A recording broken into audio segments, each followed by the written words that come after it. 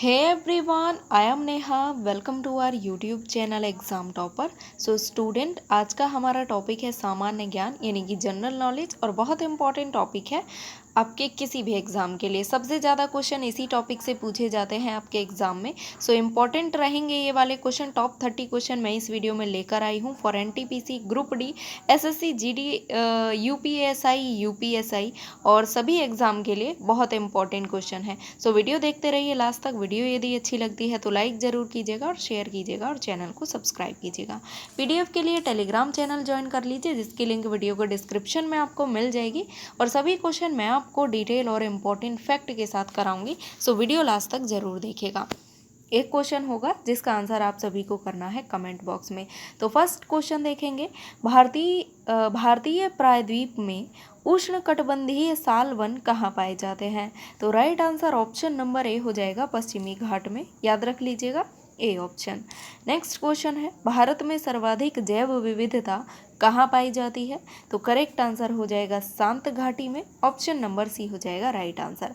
देखिए, शांत घाटी को ना साइलेंट वैली भी कहा जाता है और ये साइलेंट वैली कहाँ है? तो केरल राज्य में है। ये एक राष्ट्रीय उद्यान है जो कि केरल के पलक्कड़ जिले में नीलगिरी की पहाड़ियों में स्थित है। याद रख लीजिएगा, इंपॉर्टेंट क्वेश्चन है और साइलेंट वैली से क्वेश्चन जो है आपके एग्जाम में पूछे जाते हैं। ओके, नेक्स्ट क्वेश्चन है, उत्तर पूर्वी राज्यों के दक्षिण सिरे में अंतिम स्थान पर स्थित ब्लू माउंटेन का जो क्षेत्र है वो कहाँ है? तो correct answer option number C हो जाएगा, मिजोरम। याद रख लीजिएगा, जो ब्लू माउंटेन का क्षेत्र है वो मिजोरम राज्य में है।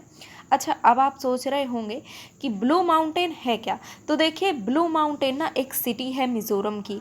ब्लू माउंटेन क्यों कहा जाता है? तो देखिए, यहाँ पर ना नीले पहाड़ हैं। ऐसा प्रतीत होता है यहाँ पर कि जो पहाड़ हैं वो नीले हैं, तो इसीलिए इस शहर को ब्लू माउंटेन के नाम से जाना जाता है। अब इस शहर का नाम क्या है? तो फोंगपुई नाम का जो है ये एक शहर है जहाँ पर नीले पहाड़ हैं, जिसे ब्लू माउंटेन कहा जाता है। याद रख लीजिएगा, नीले पहाड़ों वाला शहर करके याद रखिएगा, ब्लू माउंटेन, जो कि मिजोरम राज्य का एक शहर है। ओके, चलिए नेक्स्ट। हाँ, यहाँ पर देखिए बात की गई है मिजोरम की। तो मिजोरम की यदि करंट के पॉइंट ऑफ व्यू से मैं बात करूँ तो मिजोरम की कैपिटल आइजॉल है। Chief minister Zoramthanga and governor है पीएस श्रीधन पिल्लई। याद रख लेना है आप सभी को। नेक्स्ट क्वेश्चन है, कोंकण रेलवे कॉरपोरेशन का मुख्यालय कहाँ स्थित है? तो राइट आंसर हो जाएगा नवी मुंबई में। Option number D. ओके, और देखिए नवी मुंबई जो है ये महाराष्ट्र की कैपिटल है, मुंबई। ओके, याद रख लेना है। नेक्स्ट, निम्न में से कौन सा मुक्त व्यापार क्षेत्र नहीं है? तो करेक्ट आंसर त्रिवेंद्रम यहाँ पर हो जाएगा, ये मुक्त व्यापार क्षेत्र नहीं है। अच्छा, मुक्त व्यापार क्षेत्र क्या होता है? तो देशों द्वारा, देखिए जो मुक्त व्यापार क्षेत्र होता है वो देश विदेशों द्वारा आयात निर्यात में भेदभाव को समाप्त करने की जो है एक नीति है मुक्त व्यापार क्षेत्र।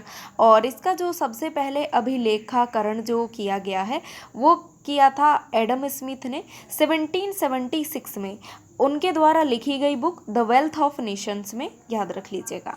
नेक्स्ट क्वेश्चन है, सरकार द्वारा शुल्क एवं कर लगाने का अधिकार संविधान की किस अनुसूची में है?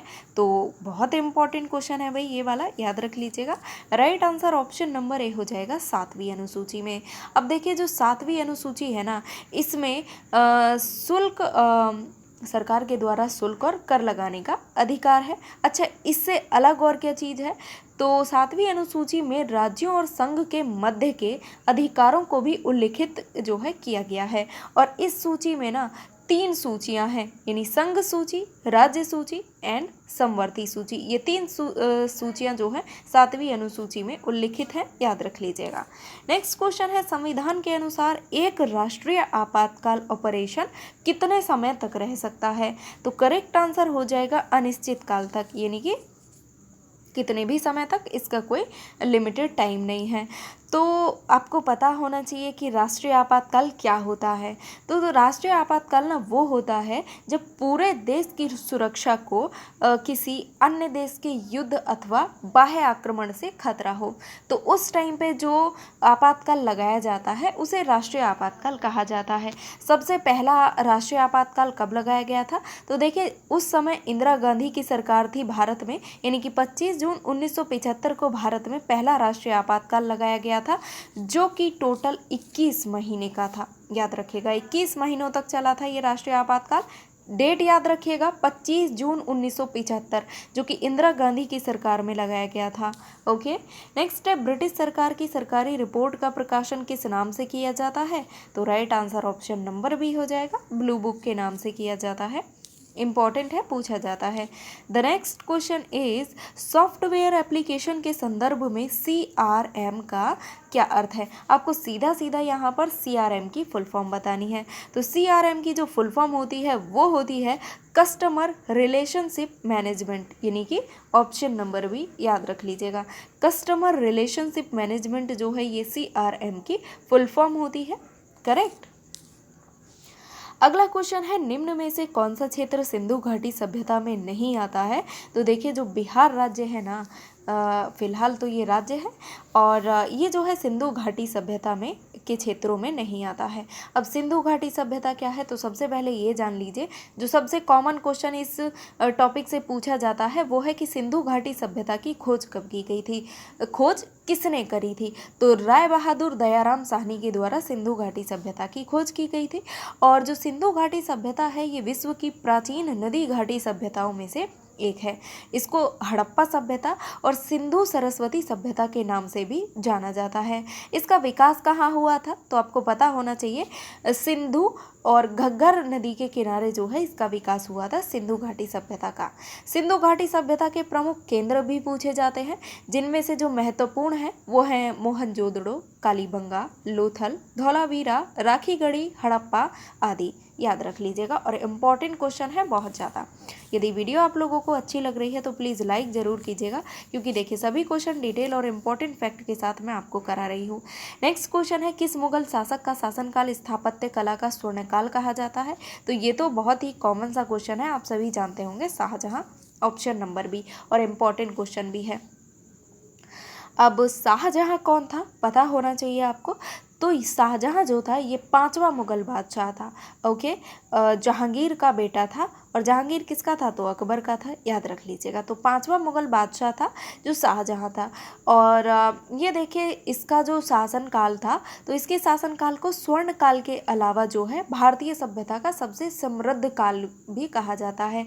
और जो शाहजहाँ था केवल इसीलिए प्रसिद्ध नहीं था कि वो बहुत अच्छा शासक था, सबसे ज़्यादा वो इसलिए प्रसिद्ध था कि जो उसकी बेगम थी मुमताज़ महल, जिससे वो बहुत मतलब जो उसको बहुत ज़्यादा पसंद थी, तो जब उसकी डेथ हो गई थी तो उसकी याद में ताजमहल जैसी एक खूबसूरत इमारत जो है बनवा दी थी, जो कि विश्व की सबसे खूबसूरत इमारत है। तो इसलिए भी सबसे ज़्यादा जो है शाहजहाँ जाना जाता है। नेक्स्ट क्वेश्चन है, कौन से जाट नेता ने अकबर की कब्र को लूटा था? देखिए लूटा तो नहीं था, क्वेश्चन इस तरह से बना दिया गया है, लूटा नहीं था। अकबर की कब्र को खोद कर उसकी हड्डियों को निकाल कर और मतलब जला वला दिया था, ऐसा। अब लूटने का मतलब तो ये हो जाता है कि भाई उसमें कोई बहुत ज़्यादा हीरे जवाहरात थे जो उसने निकाल लिए थे, ऐसा कुछ नहीं है। क्वेश्चन इस टाइप से बनाया गया है। तो कौन से जाट नेता ने अकबर की कब्र को लूटा था? तो राइट आंसर यहाँ पर हो जाएगा राजा राम। याद रख लीजिएगा, ऑप्शन नंबर ए। ओके, तो देखिए जो राजा राम कौन था ये आपको पता होना चाहिए। अकबर तो सभी जानते हैं कौन था, अकबर एक मुगल बादशाह था और काफ़ी अच्छा बादशाह इसको माना गया है। तो राजा राम जो था ये जो है भरतपुर राज्य के राजा भज्जा सिंह का पुत्र था। जो राजा राम थे ये भरतपुर राज्य के राजा भज्जा सिंह के पुत्र थे और सिनवार जाटों का जो है सरदार था, ये भी आपने याद रख लेना है। नेक्स्ट क्वेश्चन है, किस देश का यात्री इब्न बतूता 1333 में भारत आया था? तो इब्न बतूता के बारे में आप सभी जानते होंगे। तो जो इब्न बतूता था ये अफ्रीका का यात्री था। याद रख लीजिएगा, बी ऑप्शन। अफ्रीका का यात्री था और एक अरब यात्री था। यात्री के साथ साथ विद्वान भी था और लेखक भी था। ये उत्तर अफ्रीका के मोरक्को देश का था और इसका जन्म जो है मोरक्को के एक प्रसिद्ध नगर तंजियार में हुआ था। याद रख लीजिएगा। ओके, नेक्स्ट क्वेश्चन है, किसने अपना पूरा जीवन विधवा पुनर्विवाह के लिए अर्पित किया था? तो राइट आंसर ईश्वर चंद्र विद्यासागर यहाँ पर हो जाएगा। याद रख लीजिएगा। अब आप बोलेंगे कि मैम राजा राम मोहन राय होना चाहिए, तो क्वेश्चन समझिएगा, विधवा पुनर्विवाह के लिए अपना पूरा जीवन अर्पित किया था ईश्वर चंद्र विद्यासागर ने। अच्छा, विधवा पुनर्विवाह अधिनियम के बारे में आपने पढ़ा था, तो ये कब आया था? तो ये आया था 1856 में, विधवा पुनर्विवाह अधिनियम।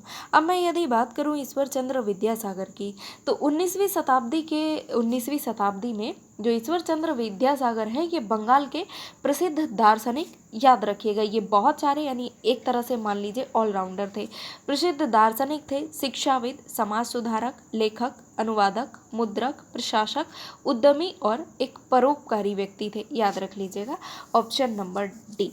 ओके, विधवा पुनर्विवाह क्या होता है? तो देखिए, जो औरतें कम उम्र में, मतलब कम उम्र में विधवा हो जाती थी, तो पहले ऐसी प्रथा थी कि उनका जो है जो दूसरी शादी नहीं हो सकती है, तो इसी टॉपिक में जो है इन्होंने आजीवन प्रयत्न किया था कि जिनकी कम उम्र में जो है विधवा हो जाती हैं उनका जो है विवाह दोबारा से कराया जा सके। ओके, नेक्स्ट क्वेश्चन है, निर्गुण भक्त कबीरदास की भाषा को क्या कहा जाता है? तो कबीरदास की भाषा को सधुकड़ी कहा जाता है। कौन कबीरदास? तो वही गुरु गोविंद दो खड़े काके लागू पाए वाला है ना, ऑप्शन नंबर सी हो जाएगा राइट आंसर। अच्छा, कबीरदास की बात यदि मैं यहाँ पर करूँ तो कबीरदास जो थे ना ये 15वीं सदी के एक भारतीय रहस्यवादी कवि और संत थे, याद रख लीजिएगा।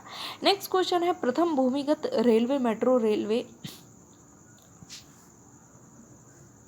रेलवे ऐसे होगा ये, तो प्रथम भूमिगत रेलवे जिसे मेट्रो रेलवे भी आप कह सकते हैं किस वर्ष में शुरू हुआ?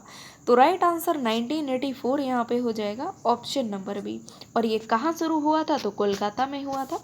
कोलकाता मेट्रो जो है ये भारत की प्रथम भूमिगत मेट्रो रेल है, याद रख लेना है आप सभी को ऑप्शन नंबर बी। और इम्पॉर्टेंट क्वेश्चन है, पूछा जाता है एग्जाम में। ओके, नेक्स्ट क्वेश्चन है, विरूपाक्ष मंदिर का निर्माण किसने करवाया था? तो विरूपाक्ष मंदिर का निर्माण करवाया था चालुक्य ने, ऑप्शन नंबर बी हो जाएगा राइट आंसर। अब देखिए विरूपाक्ष मंदिर कहाँ है? तो विरूपाक्ष मंदिर जो है भारतीय राज्य कर्नाटक में भी कहाँ? तो हम्पी में, और हम्पी में तुंगभद्रा नदी के किनारे जो है ये स्थित है, और ये एक पवित्र और एक ऐतिहासिक स्थल है। इस विरूपाक्ष मंदिर को यूनेस्को के विश्व धरोहर स्थल में भी शामिल किया गया है, याद रख लीजिएगा option number B. Next question है, टीक बहुत ज़्यादा मात्रा में कहाँ पैदा होते हैं? तो ये मध्य भारत में पैदा होते हैं टीक। और टीक क्या है? तो वर्ष भर यानी कि पूरे साल हरे भरे रहने वाला पौधा है टीक। नेक्स्ट क्वेश्चन है, क्षेत्रफल में कौन सा राज्य सबसे बड़ा है? तो ये तो आप सभी जानते हैं कि भारत का जो राजस्थान राज्य है ये क्षेत्रफल की दृष्टि से सबसे बड़ा राज्य है, और इसका कुल क्षेत्रफल कितना है? तो 3,42,239 वर्ग किलोमीटर इसका क्षेत्रफल है। सेकंड पर यदि बात की जाए तो मध्य प्रदेश है, मध्य प्रदेश का क्षेत्रफल है 3,08,245 वर्ग किलोमीटर। थर्ड पर आता है महाराष्ट्र जिसका क्षेत्रफल है 3,07,713 वर्ग किलोमीटर। और फोर्थ पर आता है उत्तर प्रदेश जिसका कुल क्षेत्रफल है 2,43,286 वर्ग किलोमीटर, याद रख लीजिएगा first, second, third and fourth, याद रख लेना है। नेक्स्ट क्वेश्चन है, निम्न में से वन आच्छादित प्रक्षेत्र के अंतर्गत सर्वाधिक क्षेत्र किस राज्य में आता है? तो राइट आंसर हो जाएगा आंध्र प्रदेश, ऑप्शन नंबर सी। और आंध्र प्रदेश की यदि मैं बात करूं तो आंध्र प्रदेश की वर्तमान में 3 राजधानियां हैं, अमरावती, कुर्नूल एंड विशाखापट्टनम। और देखिए जो आंध्र प्रदेश के चीफ मिनिस्टर हैं वो हैं वाई.एस. जगन मोहन रेड्डी, यानी कि यदुगुरी संदेटी जगन मोहन रेड्डी। और गवर्नर है विश्वभूषण हरिचंदन, याद रख लेना है। नेक्स्ट, टीक एवं साल जिस जंगल के प्रधान वृक्ष होते हैं उस जंगल को क्या कहा जाता है? तो उस जंगल को उष्णकटिबंधीय आर्द्र पतझड़ी के रूप में जाना जाता है उस जंगल को, option number A. Next question है, भारत में शंकुधारी वन कहाँ पाए जाते हैं? तो भारत में जो शंकुधारी वन है वो पाए जाते हैं हिमालय, ऑप्शन नंबर बी, और हिमाचल में। नेक्स्ट है, भारत में चंदन की लकड़ी के लिए प्रसिद्ध राज्य कौन सा है? इंपॉर्टेंट क्वेश्चन है ये वाला। तो राइट आंसर कर्नाटक यहाँ पर हो जाएगा। और कर्नाटक की करंट के पॉइंट ऑफ व्यू से यदि मैं बात करूँ तो कैपिटल बेंगलुरु है। BS येदियुरप्पा मुख्यमंत्री एंड गवर्नर है वजुभाई वाला। ओके, नेक्स्ट है, निम्न में से किन पहाड़ियों पर उष्णकटिबंधीय सदाबहार वन पाए जाते हैं? तो राइट आंसर नीलगिरी पहाड़ियाँ यहाँ पर हो जाएगा, ऑप्शन नंबर ए। यहाँ पर उष्णकटिबंधीय सदाबहार वन पाए जाते हैं। नेक्स्ट है, मध्य प्रदेश में स्थित नेपानगर निम्न में से किसके लिए प्रसिद्ध है? तो कागज बनाने के कारखाने के लिए प्रसिद्ध है नेपानगर, जो कि मध्य प्रदेश में स्थित है। मध्य प्रदेश की यदि करंट के पॉइंट ऑफ व्यू से मैं बात करूँ तो मध्य प्रदेश की कैपिटल है भोपाल। शिवराज सिंह चौहान है चीफ मिनिस्टर और आनंदीबेन पटेल हैं मध्य प्रदेश की गवर्नर। ओके, नेक्स्ट है, गुवाहाटी के चित्रांचल पहाड़ी पर कौन सा मंदिर है? जो गुवाहाटी में चित्रांचल पहाड़ियाँ हैं उस पर कौन सा मंदिर है? तो नवग्रह मंदिर है, याद रख लीजिएगा, ए ऑप्शन। गुवाहाटी असम में पड़ता है। नेक्स्ट है, किस केंद्र शासित प्रदेश की जनसंख्या न्यूनतम है? तो लक्षद्वीप हो जाएगा राइट आंसर। और लक्षद्वीप की कैपिटल क्या है? कावारत्ती है। वहाँ के प्रशासक हैं प्रफुल्ल खोदा पटेल, याद रख लीजिएगा। नेक्स्ट क्वेश्चन है, भारत के किन राज्यों की सीमाएं म्यांमार की सीमा के साथ हैं? तो राइट आंसर ए हो जाएगा, Mizoram, Manipur, Nagaland and Arunachal Pradesh, option number A. Next question है, निम्न में से किस राज्य में बोडो भाषा बोली जाती है? तो बोडो भाषा बोली जाती है असम राज्य में, ए ऑप्शन हो जाएगा राइट आंसर। और असम की यदि मैं बात करूं करंट के पॉइंट ऑफ व्यू से तो कैपिटल होती है दिसपुर। सर्बानंद सोनोवाल चीफ मिनिस्टर, जगदीश मुखी है governor. Next and last question, अनुसूपा एक गर्म पानी का स्रोत है जो कि उड़ीसा के किस जिले में स्थित है? तो कटर नहीं है, दैट इज कटक। ओके, जो कि उड़ीसा के कटक जिले में स्थित है। देखिए, जो अनुसूपा एक गर्म पानी का स्रोत है ये उड़ीसा के कटक जिले में स्थित है, याद रख लीजिएगा, सी ऑप्शन। उड़ीसा की कैपिटल भुवनेश्वर। अब एक क्वेश्चन जिसका आंसर आप सभी को करना है कमेंट बॉक्स में, ब्रिटिश संसद के लिए चुनाव जीतने वाले प्रथम भारतीय व्यक्ति कौन थे? उम्मीद करती हूँ कि इस क्वेश्चन का आंसर आप सभी को पता होगा।